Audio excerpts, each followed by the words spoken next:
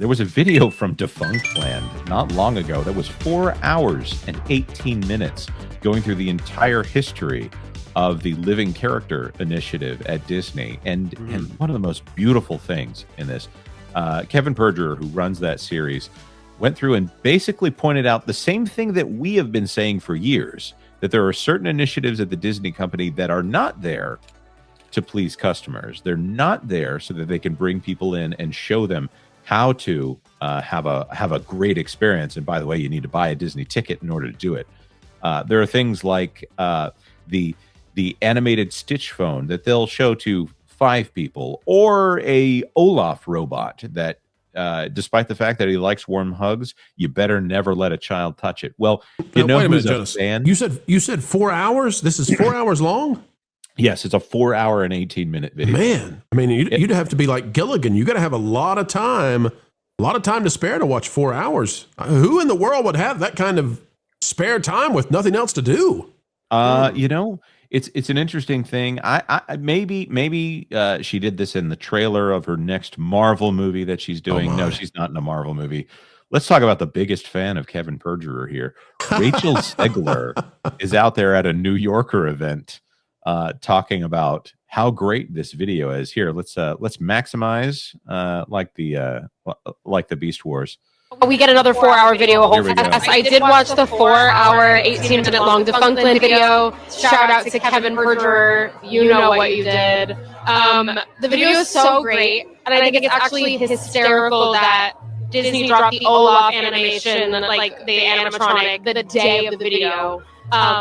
So now we get another 4 hour video, hopefully in a couple months. I love Defunctland so much; they're amazing. So yeah. Well, now we know who stole Buzzy. I think this is amazing. So first of all, you get and this is the most Gen Z thing that Rachel Zegler has done in a while. In fact, maybe the Z in Gen Z stands for Zegler.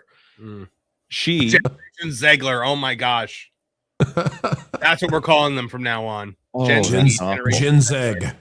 One of my editors is Gen Z, and I think he'll hate me if he happens to look at this comment. So this Defunctland video basically excoriates the Disney company and talks about Bob Iger fooling shareholders into thinking something amazing is happening at the park when it's not there. When we talk about these X-Wing drones that flew overhead, or the Dragon drone that flew over New Fantasyland right at the start, these are things that normal paying customers never get to see. Or, like I said, this Olaf animatronic that is supposedly going to be walking around parks, that is not something that a child will be able to walk up to and hug because it's probably a multi-million-dollar piece of equipment. So this smoke and mirrors expose on Disney, sorry, Disney being the smoke and mirrors, not Kevin Perjurer. I think that Rachel Zegler, whether she should have done it or not, has heavily insulted the Walt Disney Company. Their own Snow White, the modern Snow White, has said, you know what you did, Kevin, and I love your video. So is this a sign that she's not going to be working with Disney anytime soon? We're not going to get a Snow White 2? I would assume that maybe they're not willing to wade into those waters again so quickly. I wouldn't. It cost them $500 million to make that thing and market it. I would just like to congratulate her on her ability to not burn bridges. If there's anyone I've ever seen in Hollywood who maintains long-term relationships and really finds a way back into the hearts and the embrace of those they've worked with in the past, it's Rachel Zegler. She is phenomenal at building trust among those she must need down the road for success. She's a joy, I tell you. She's just a joy. And what's funny is this is probably the lightest comment that she's made.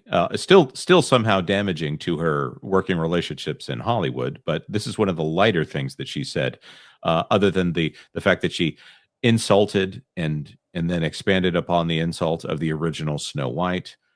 She came out weighing in on a geopolitical issue that you definitely don't want to hear about from a Disney princess who's supposed to be an example to 5-year-old girls. Someday my peace will come. And she didn't celebrate when peace came. I don't know why. That's true. She was oddly silent on Instagram. Yeah, she never knew that piece though. I wonder if did Disney tell her she's never going to work for the mouse again or something like? Why would she do this unless they've already had their parting shots and they've said, "Yeah, see, you'll never work in this town again for the mouse. See, don't come back. You'll never be Snow White again. You're in this town. You're worse than the Jonas Brothers, I tell you." I don't know why she would do what she's doing.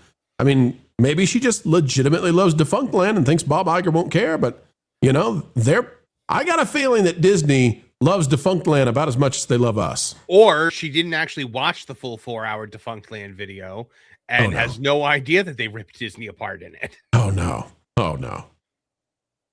That's a very good point, because you could gather all of that from just watching the social media chatter around Defunctland at this point. So, by the way, shout out to Defunctland's Jim Henson bio series. It is wonderful.